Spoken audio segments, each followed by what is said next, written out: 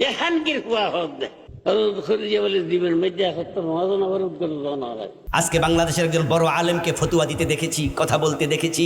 আমাদের একজন ভাই মা খাদিজাকে নিয়ে কোথায় কোন আলোচনায় বলেছিলেন কি, এটাকে সামনে নিয়ে আজকে তাকে এমন গালি দিয়েছে, এমন জঘন্য গালি, যে গালি মুসলমানের মুখে আসতে পারে না।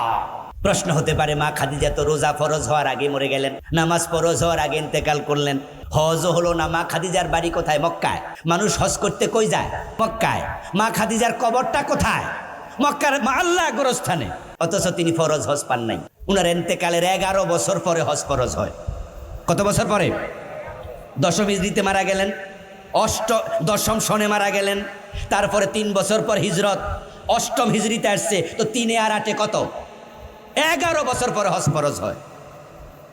তো মা খাদিজা জান্নাত পেলেন, কারণ মা খাদিজার ইমানে কোনো ভেজাল ছিল না।